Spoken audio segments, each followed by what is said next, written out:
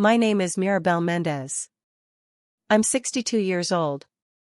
And this Christmas, my daughter looked me straight in the eye and said something that shattered me into 1,000 pieces.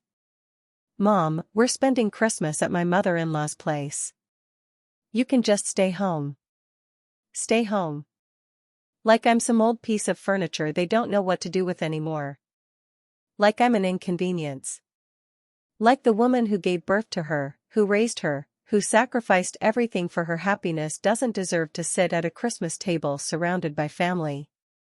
I didn't argue. God help me, I didn't even fight back. I just smiled that pathetic, broken smile that women like me have perfected over the years. The smile that says I'm fine when we're dying inside. I wished her well, hung up the phone, and sat in my living room staring at the half-decorated Christmas tree that suddenly felt like a monument to my own stupidity. But then I did something I never thought I'd have the courage to do. I booked a flight. I chose myself. And when I posted the photos from my trip, my phone nearly exploded with messages. Everyone kept asking the same question: who was the man sitting next to you? Before I tell you how it all happened, make sure to like this video, subscribe, and comment below where you're watching from. Because this story, my story, might just change how you see family, love, and second chances. It might remind you that you're never too old to reclaim your life. And it might make you angry enough to stop accepting crumbs when you deserve the whole damn feast. Let me take you back to where this all started. Back to when I still believed that being a good mother meant disappearing into the background of my own life. I live alone in a small house in Texas. 3 bedrooms that echo with memories and ghosts. My husband Miguel died 7 years ago, and when he went, he took the laughter with him. He took the warmth. He took the feeling that I mattered to someone, that my presence in a room made it brighter instead of duller. After Miguel died, my daughter Sophia became my whole world. Her and her husband Daniel and their 2 beautiful children. They were all I had left. Every holiday, every Sunday dinner, every birthday celebration revolved around them.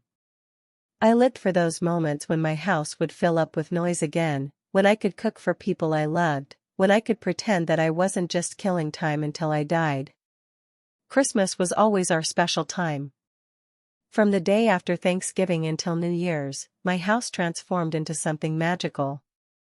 I'd spend weeks decorating every corner, baking cookies that filled the air with cinnamon and vanilla, wrapping presents with care that bordered on obsessiveness. Miguel used to carve wooden ornaments by hand, these beautiful little angels and stars and snowflakes that caught the light just right. Every year when I hung them on the tree, I'd touch each one and remember his hands working the wood, his concentration, the way he'd present each finished piece to me like it was made of gold. The house would smell like pine and gingerbread. I'd play the same Christmas carols my mother played when I was young. Bing Crosby and Nat King Cole and those old Mexican villancicos that made me feel connected to something bigger than myself. Sophia would come over with the kids, and we'd decorate together. The children would hang ornaments on the lower branches while Sophia and I worked on the top. Daniel would pretend to supervise while sneaking cookies when he thought I wasn't looking. Those were the days when I felt alive. When I felt necessary. When I felt like I still had a purpose beyond just existing. But then things started changing. Slowly at first, so slowly I told myself I was imagining it. Sophia's visits became less frequent. The Sunday dinners turned into every other Sunday, then once a month, then "we'll let you know, Mom, we're just so busy." The phone calls got shorter. The grandkids started having conflicting schedules, activities, playdates that were apparently more important than spending time with their grandmother. I told myself it was normal. They have their own lives. Young families are busy. I shouldn't be needy. I shouldn't complain. Good mothers don't make demands. Good mothers understand. Good mothers fade quietly into the background and feel grateful for whatever scraps of attention they receive. But here's what nobody tells you about getting older, about losing your spouse, about becoming the matriarch that nobody actually wants around. The silence is deafening. You can lie to yourself during the day, keep busy with errands and television and phone calls to friends who are just as lonely as you are. But at night, when you're sitting in a house that used to overflow with love and now feels like a mausoleum, the truth crashes down on you with crushing weight. You're alone. You're forgotten. And no amount of being understanding or patient or grateful is going to change that. This year, I decorated for Christmas like I always did. I told myself Sophia and the family would come. They had to come. It was tradition. It was Christmas. Families are supposed to be together at Christmas, aren't they? Isn't that what I taught her? Isn't that what I believed in with every fiber of my being?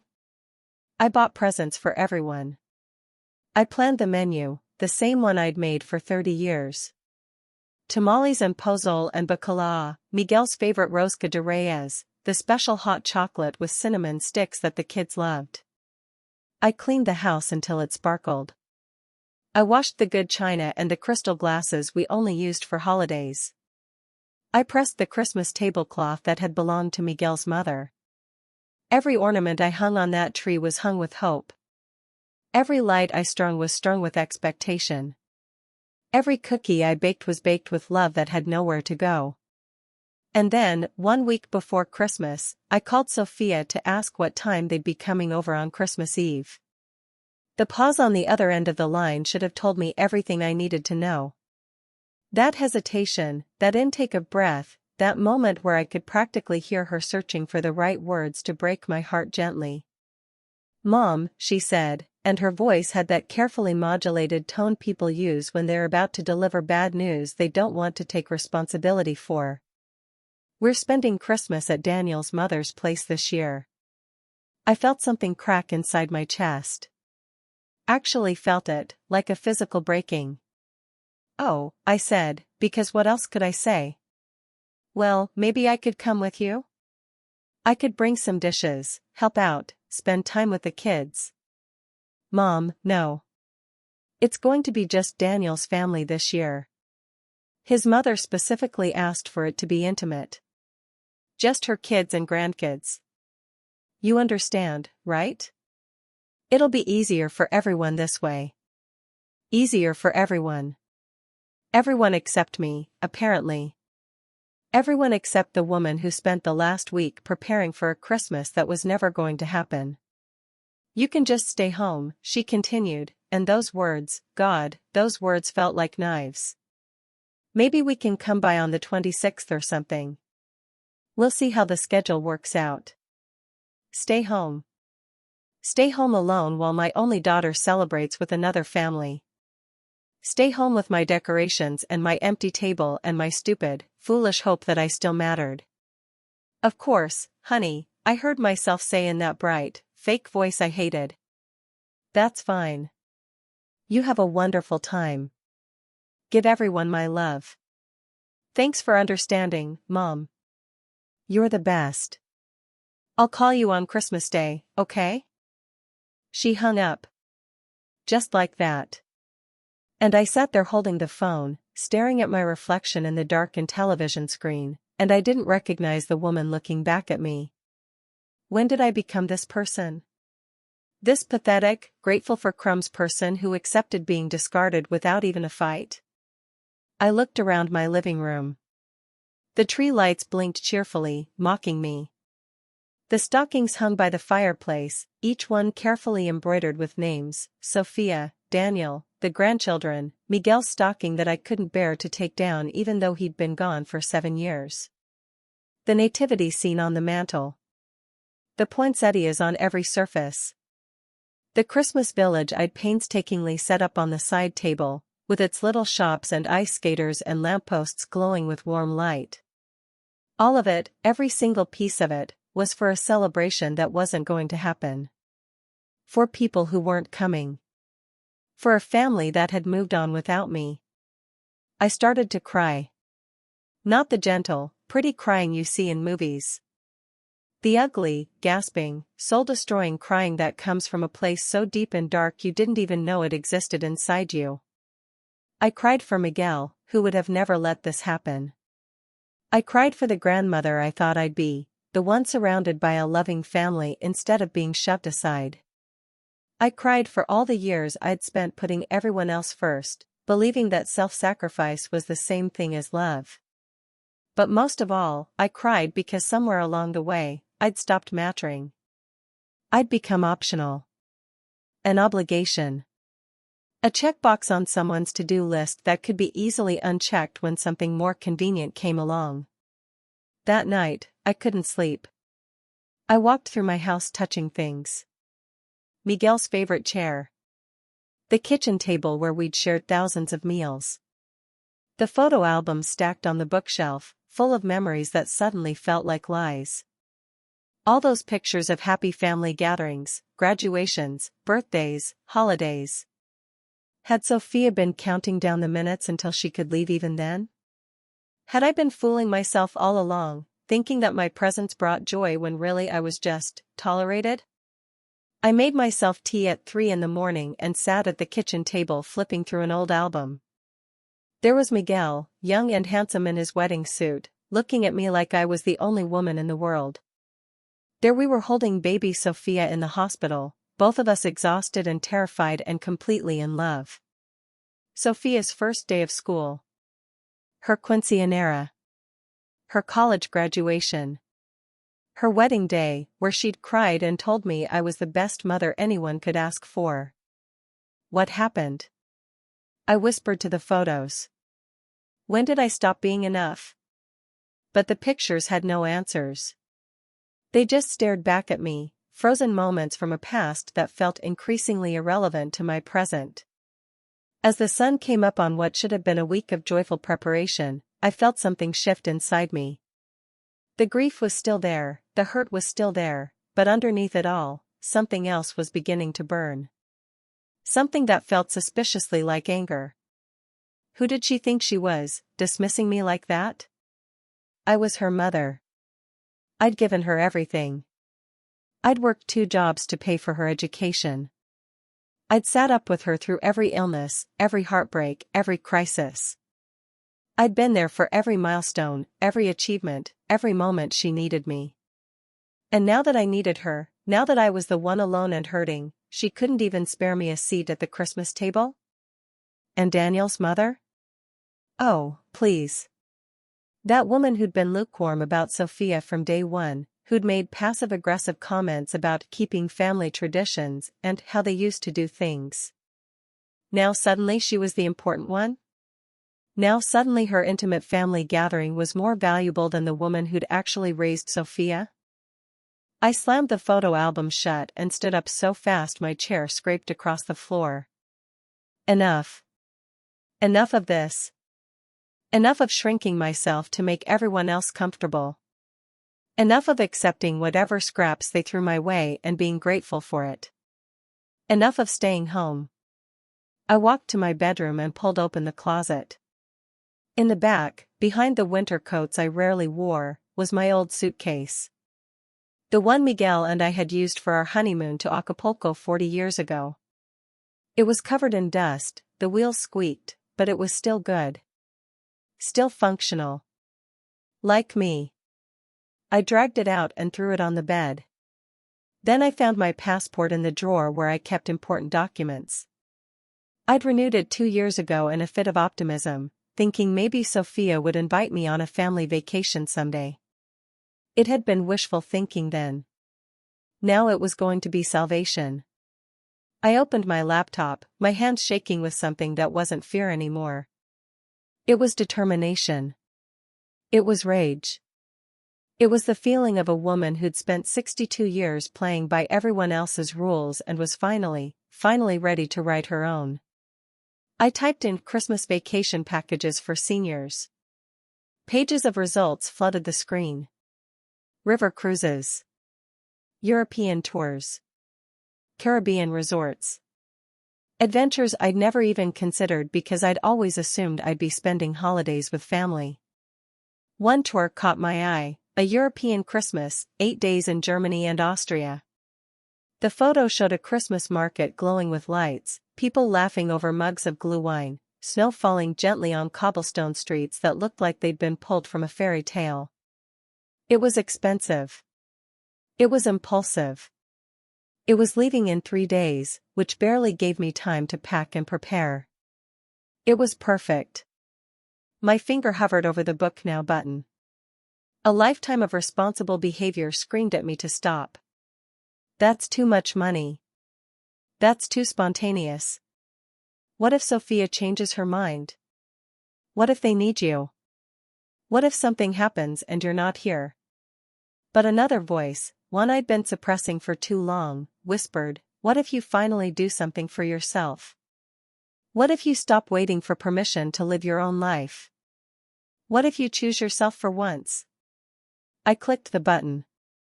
The confirmation email arrived instantly, and with it came a feeling I hadn't experienced in years: excitement.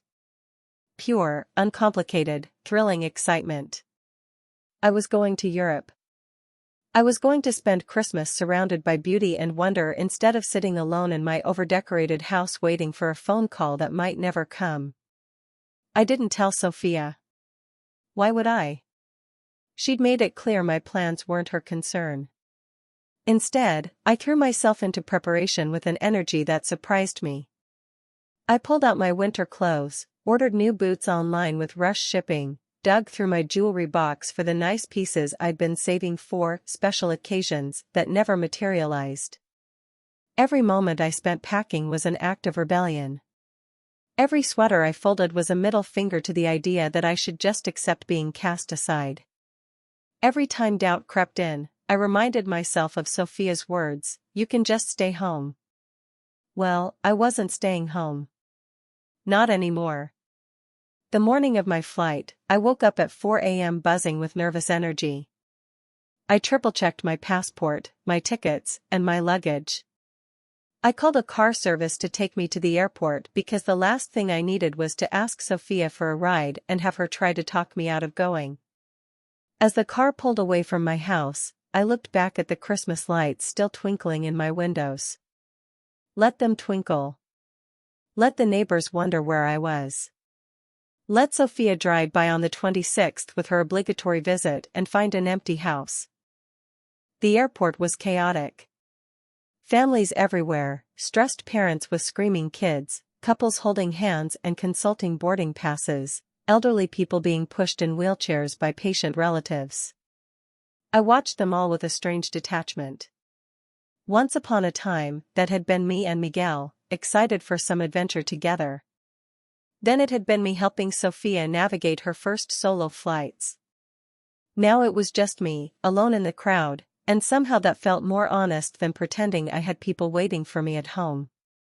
I made it through security, found my gate, and sat watching planes take off through the massive windows. Each one carried people toward something: reunions, vacations, new beginnings, escapes. My plane was going to carry me toward what exactly? I didn't know.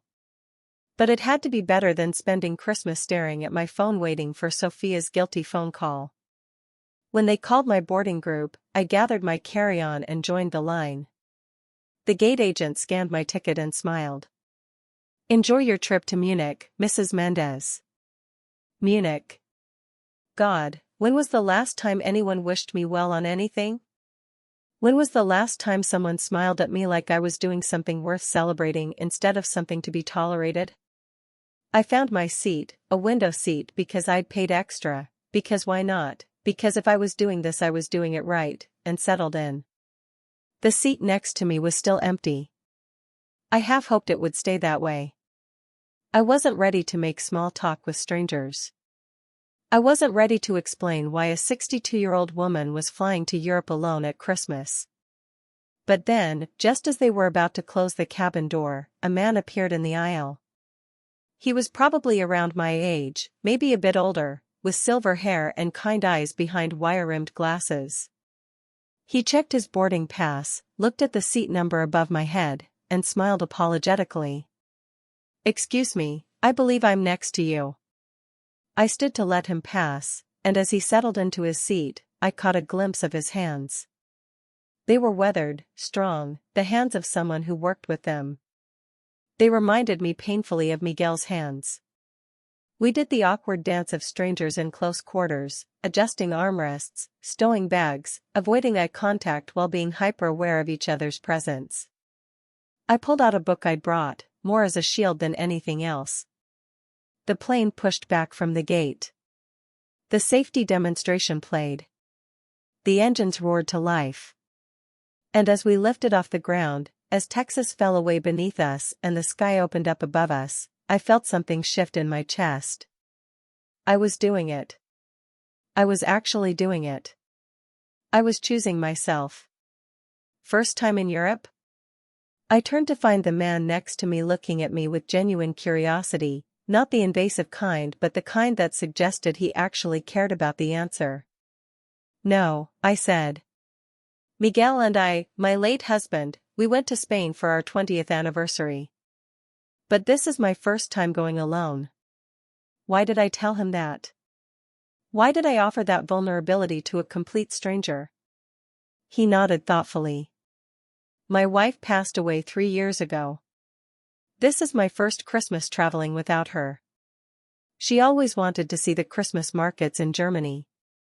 I'm finally making good on that wish. Something about his honesty, his willingness to share his own grief, made my defenses crumble. Before I knew it, I was telling him everything. About Sophia's dismissal. About sitting in my decorated house realizing I'd been planning a Christmas that nobody wanted. About the anger and hurt and determination that led me to book this trip. His name was Antonio Ramirez. He'd been an architect before retiring, spent 40 years designing buildings and homes and spaces where families could make memories. He had 2 sons, both successful, both busy, both with their own families and lives that didn't include much room for their widowed father. They feel guilty, he said as the flight attendant brought us coffee. My sons, they feel guilty that they can't give me what my wife gave me. So instead of trying, they avoid it. They make excuses. They tell themselves that Dad's fine, Dad understands, Dad doesn't need much. But you do need to, I said. You need to matter. You need to feel like you're still a part of their lives, not just an obligation they check off their list. Exactly. He looked at me with such understanding that I felt tears prick my eyes. When did we become optional, Mirabel? When did the people we raised and loved and sacrificed decided that we'd be fine spending holidays alone? We talked for hours. About loss and loneliness and the specific kind of grief that comes from being forgotten by the people who should remember you. About the guilt we felt for being angry, because weren't we supposed to be selfless? Weren't we supposed to be grateful for whatever scraps of attention we received? Weren't good parents supposed to fade gracefully into the background? I'm done fading, I told him somewhere over the Atlantic. I'm done shrinking myself to make everyone else comfortable. If Sophia can't be bothered to include me in Christmas, then I'm going to find my own Christmas. I'm going to find my own joy. Antonio raised his plastic cup of bad airplane coffee in a toast. To find our own joy. I clinked my cup against his. To refuse to disappear. By the time we landed in Munich, I felt like I'd known Antonio for years. We'd shared stories about our spouses, our children, our regrets, and hopes and fears. He told me about the buildings he'd designed, the dreams he'd built in steel and glass and wood. I told him about the students I'd taught before retiring, the young minds I'd shaped, the difference I'd once believed I made in the world. The tour group met in the hotel lobby that evening. There were about 15 of us, mostly couples but a few solo travelers like Antonio and me. Our guide, a cheerful German woman named Greta, outlined the itinerary: Christmas markets in Munich and Nuremberg, a visit to Neuschwanstein Castle, a traditional German Christmas Eve celebration in a small Bavarian village. That first night, jet-lagged and disoriented, I stood at the window of my hotel room looking out at Munich's Christmas lights. The city glowed with warmth and celebration. Somewhere across the ocean, Sophia was probably going about her day without giving me a second thought. And you know what? I was okay with that. I was more than okay. I was free. The next few days were like living in a dream. We wandered through Christmas markets that looked like they'd been conjured from imagination. Wooden stalls selling hand-carved ornaments, nutcrackers, nativity scenes. The smell of roasted chestnuts and gingerbread and glühwein filled the air. Children's laughter mixed with Christmas carols sung in German. Everything glowed, fairy lights, candles, the faces of people enjoying simple pleasures. Antonio and I naturally gravitated toward each other. Not romantically, or at least not exactly romantically, but with the easy companionship of two people who understood each other's wounds. We sampled Lebkuchen and Stollen, clinked mugs of hot spiced wine, marveled at hand-blown glass ornaments that caught the light like captured starlight. In Nuremberg, we climbed to the castle overlooking the city and looked out at the medieval streets below, all lit up for the holidays. My wife would have loved this, Antonio said softly. Miguel would have bought one of everything, I replied. He couldn't resist handmade things. He'd have wanted to meet every craftsperson, learn their techniques, and understand how they made each piece. Do you think they'd be proud of us? Antonio asked. For being here? For choosing this? I thought about Miguel, about the way he'd always encouraged me to take up space, to speak up, to demand the life I wanted. About how much smaller I'd become after he died, how I'd poured all my energy into Sophia because I didn't know how else to matter. Yes, I said. I think they'd be proud. I think they'd want us to live, not just exist. On Christmas Eve, the tour group gathered in a tiny village church for a candlelight service. I don't speak German, but somehow the carols were universal. The melody of Silent Night sounds the same in any language, carries the same weight of hope and peace and the promise that even in darkness, light persists. As I held my candle, its small flame flickering in the draught from the old stone walls, I thought about Sophia. I wondered if she was thinking about me at all, if she felt any guilt, if Daniel's mother's intimate gathering was worth making her own mother spend Christmas alone. No, not alone. I wasn't alone. I was surrounded by people who'd chosen to be here, who'd chosen joy and adventure in life instead of sitting home nursing wounds. After the service, we went to a traditional German restaurant where the owner welcomed us like family.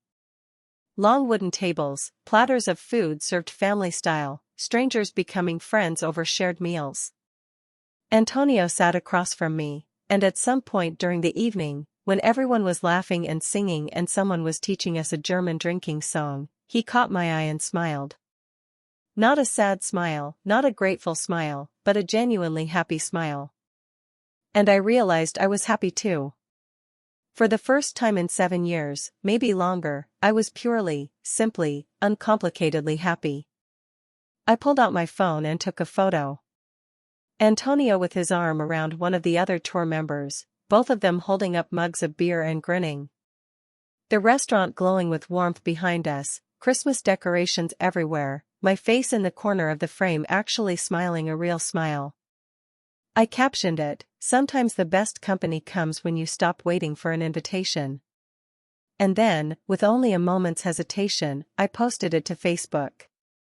I didn't check my phone for the rest of the night. I danced badly to German folk music. I ate too much and drank too much and laughed too much. I let Antonio tell terrible jokes and cheesy stories about his architecture days. I sang O Tannenbaum in broken German while our tour guide corrected my pronunciation. I lived. Fully, completely, unapologetically lived. It wasn't until the next morning, Christmas Day, that I finally looked at my phone. And Holy Mother of God, it had exploded. Hundreds of likes. Dozens of comments from friends I hadn't heard from in years. And texts. So many texts. From Sophia, "Mom, where are you?" From Sophia, "Is that a man in your photo?" From Sophia, "Why didn't you tell me you were traveling?" From Sophia, "Please call me." From Daniel, "Mirabelle, Sophia is really worried. Can you please let us know you're okay?" From several concerned friends, is everything all right? From my neighbor, good for you, Mirabelle. You deserve this. I stared at the messages, my heart pounding. Part of me wanted to immediately call Sophia back, to reassure her, to apologize for worrying her. But a larger part of me, a newer part that was still learning to have a spine, thought, why should I apologize? She left me to spend Christmas alone. She didn't worry about me then. Why does she care now? I texted back simply, I'm fine. Enjoying Christmas in Germany. Hope you had a nice time with Daniel's mother. Then I turned off my phone and went down to breakfast. Antonio was already there, loading his plate with fresh bread and cheese and cold cuts. When he saw me, his face lit up. Merry Christmas, Mirabelle. Merry Christmas, Antonio. We ate breakfast together, made plans to explore Munich one more time before the tour moved on. As we walked through the city, he told me about a building he'd designed years ago, a community center in a poor neighborhood. How he'd poured his heart into making it beautiful and functional and welcoming, because he believed everyone deserved beauty in their lives. I used to think my legacy was my buildings, he said. The things I created that would outlast me. But now I think maybe the legacy is simpler than that. Maybe it's just choosing kindness. Choosing joy. Refusing to let disappointment make us bitter. Is it working? I asked. Are you less bitter? He smiled. I'm working on it. This trip is helping. You're helping, actually.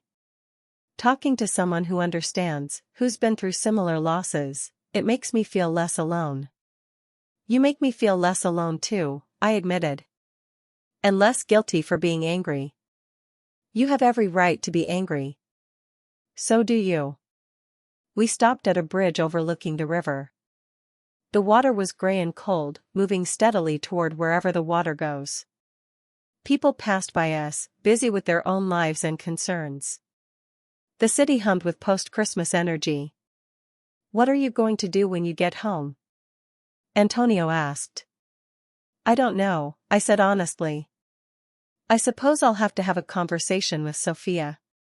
A real conversation, not the ones where I pretend everything's fine and she pretends to care while checking her watch. It's scary, isn't it? Speaking up. Demanding to be seen. Terrifying. What if she doesn't care? What if I tell her how much she hurt me and she just doesn't care? Antonio took my hand, and it didn't feel weird or inappropriate. It felt like comfort. Like solidarity. Then at least you'll know, he said.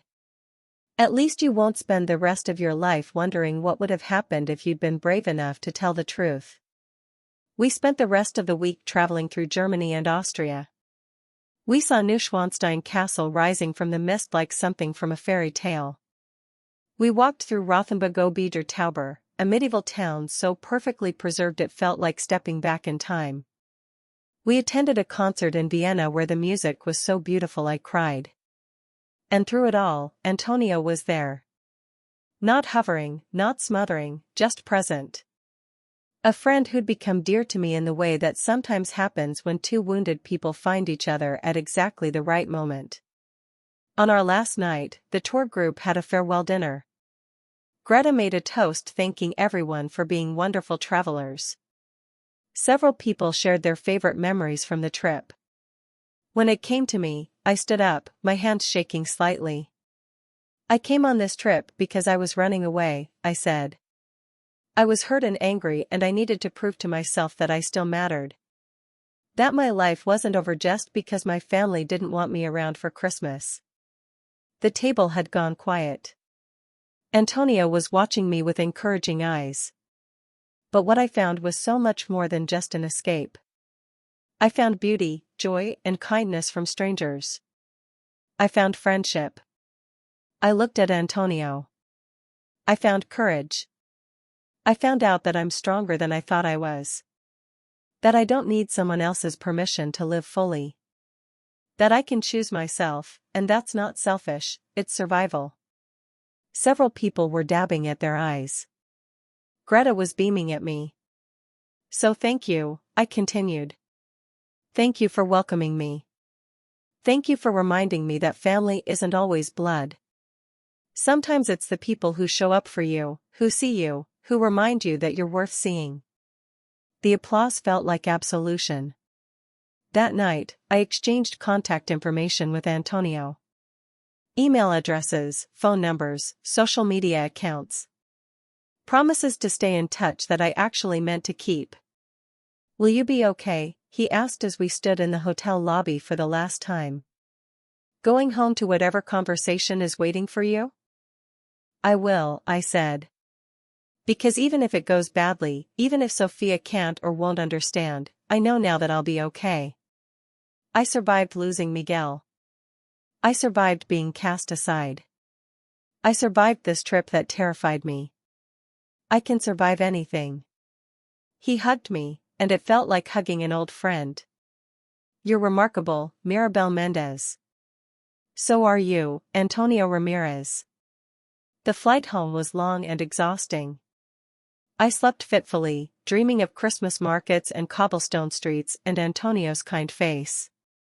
When we landed in Texas, reality crashed back down on me. I had to turn on my phone. I had to face whatever was waiting. More texts from Sophia. Increasingly frantic ones. Mom, I'm really worried. Please just call me. I'm sorry I hurt you. I didn't realize. Can we please talk? I called her from the airport. She answered on the first ring. Mom.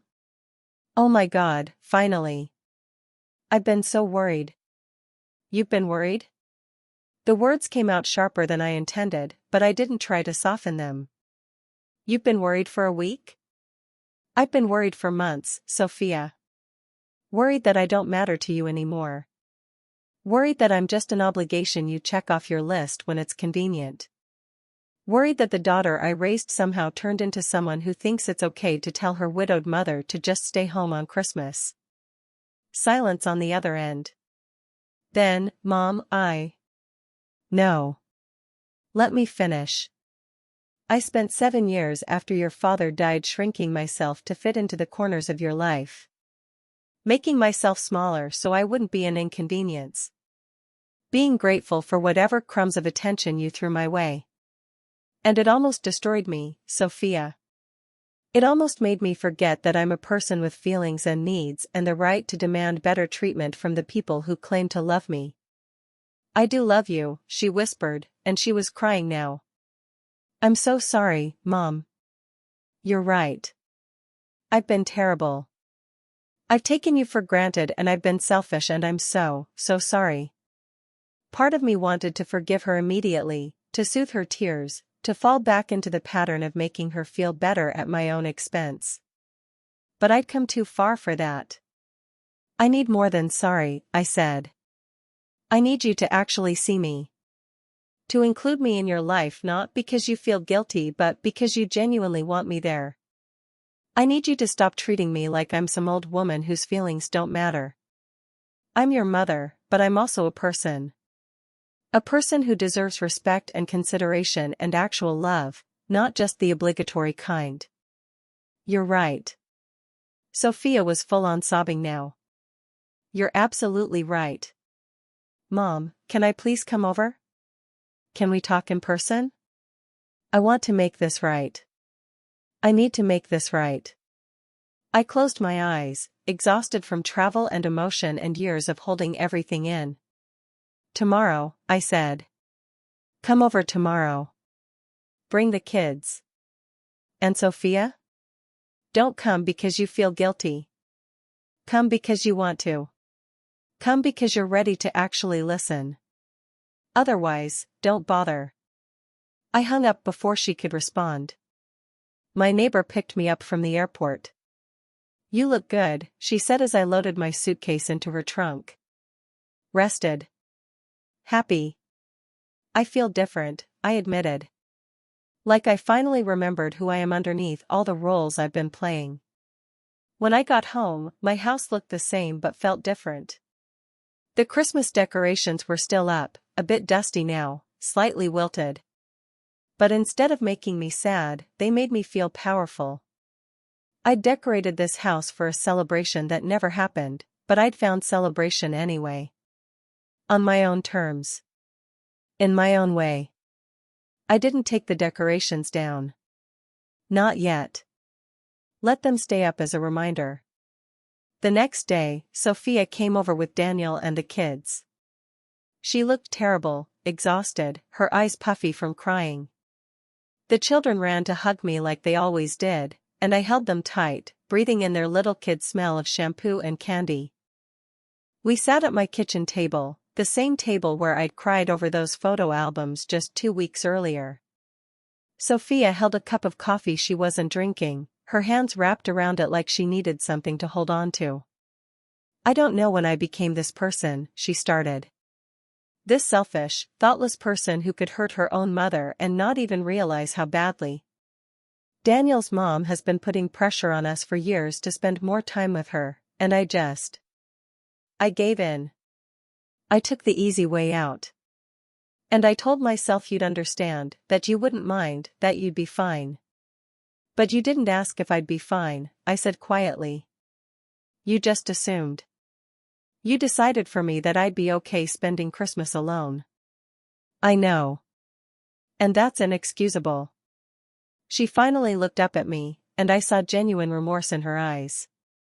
Mom, I saw that photo you posted. You looked so happy. Happier than I've seen you in years. And I realized that I can't even remember the last time I did something to make you that happy. The last time I thought about what you needed instead of what was convenient for me. Daniel cleared his throat. It's my fault too, Mirabelle. I should have pushed back. I should have said that you needed to be included. My mother she's difficult. She makes demands and creates drama if we don't comply. And it was easier to give her what she wanted than to deal with the fallout. But that's not an excuse. We chose the easy path and hurt you in the process. I looked at both of them. These were my people, my family. Flawed, thoughtless, but sitting here now trying to make amends. Was it enough? Could it ever be enough to balance out the pain of being discarded? Who was he? Sophia asked suddenly. The man in the photo. You looked comfortable with him. Happy. His name is Antonio, I said. He's a widower. His sons are too busy for him too, so he was spending Christmas alone. We were just two lonely people who found friendship at the right moment. Are you dating him? I almost laughed at her tone, that mixture of shock and something that sounded suspiciously like jealousy. Would it matter if I was? Would you care? Of course I'd care. You're my mother. Exactly. I'm your mother. Not your responsibility to manage or dismiss as you see fit, but your mother. A person with my own life and feelings and the right to seek happiness wherever I can find it. Is he why you went to Europe? No. I went to Europe because you broke my heart and I refused to sit in this house alone drowning in it. Antonio was just a beautiful surprise. A reminder that there are still good people in the world who see me as a whole person, not just someone's mother or grandmother. Sophia's face crumpled. I've been a terrible daughter. Yes, I agreed, and she flinched. You have been. But that doesn't mean you have to stay terrible. It means you have to do better. Actually better, not just feel guilty for a few weeks and then fall back into the same patterns. How do I do better? She asked, and she sounded so young, so lost. How do I fix this? You start by showing up, I said. Not just when it's convenient. Not just when you feel obligated. But actually showing up. Calling me because you want to talk to me, not because you remember you're supposed to. Including me in your lives because you value my presence, not because I'm family and you feel guilty. I do value you, Sophia insisted. I just got so caught up in my own life, my own stress, that I stopped thinking about yours. The kids' schedules are insane, work is demanding, Daniel's mother is constantly calling with some emergency or another, and I let you fall through the cracks because I knew you wouldn't complain. You never complain. Maybe that's part of the problem, I said. Maybe I made it too easy for you to take me for granted. Maybe I should have complained years ago instead of swallowing my hurt and pretending everything was fine. I'm going to do better, Sophia said, reaching across the table to take my hand. I swear to you, Mom. I'm going to make this right. I hope so, I said. Because I can't go back to how things were. I can't go back to making myself small and being grateful for scraps. I won't. If you can't or won't make room for me in your life in a real way, then I need to accept that and build a life that doesn't revolve around waiting for you to remember I exist. You're going to see him again, aren't you? Sophia asked. Antonio. Maybe. We've stayed in touch. He lives in Arizona, so it's not exactly next door, but we've talked about meeting up. Is that a problem? No, she said quickly. Then, more honestly, I don't know. It's weird thinking of you with someone who isn't Dad. It's been 7 years, Sophia. And Antonio isn't replacing your father. Nobody could. But I'm allowed to have friends. I'm allowed to have companionship. I'm allowed to have a life that isn't just sitting around waiting for my daughter to spare me some time. The rest of the visit was awkward but necessary. We didn't magically fix everything. Years of hurt and resentment and taking each other for granted couldn't be undone in one conversation. But it was a start. A real start. Before they left, Sophia hugged me tight. I love you, Mom. I really do. And I'm going to prove it to you. I'm going to be better. I love you too, I said. But love isn't enough on its own. Love requires action. It requires thought and effort and actually prioritizing the people you claim to love. I understand. After they left, I sat in my living room surrounded by my Christmas decorations and felt peaceful. Not completely healed, not totally okay, but peaceful. I'd spoken my truth. I'd demanded better. Whether Sophia would actually follow through remained to be seen, but I'd done my part.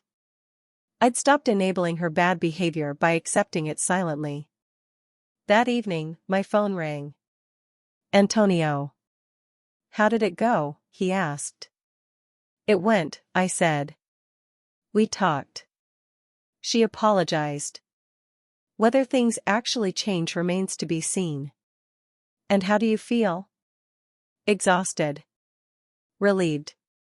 Still angry but less so. Like maybe there's hope but I'm not counting on it anymore.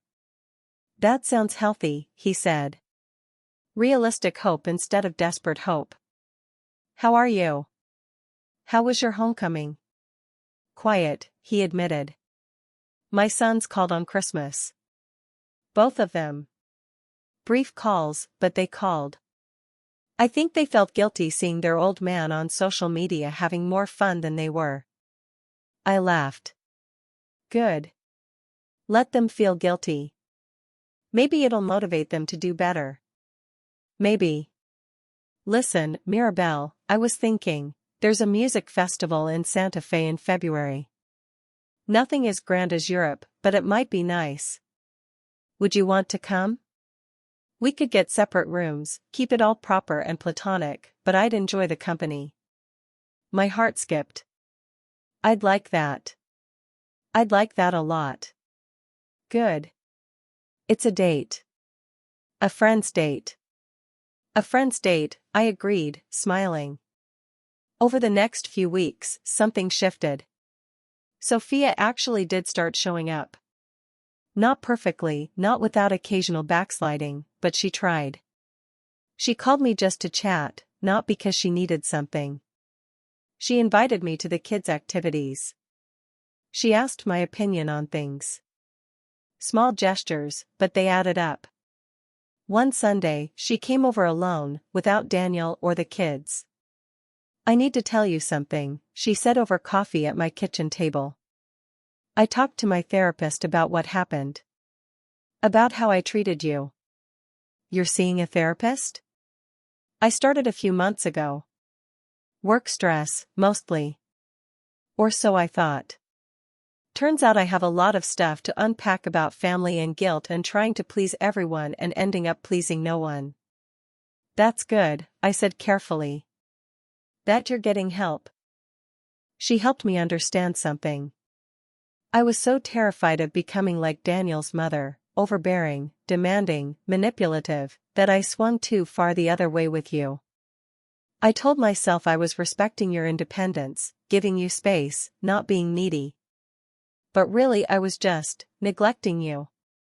Using my fear of being like her as an excuse to not show up for you. I felt tears prick my eyes.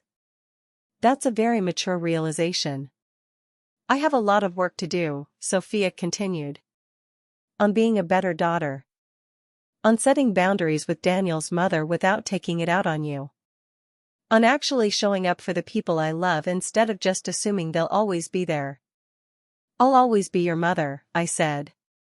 "But I won't always be available to be taken for granted. That trip to Europe taught me that I have value beyond what I can provide for other people. That I deserve reciprocal relationships, not one-sided ones." "I know.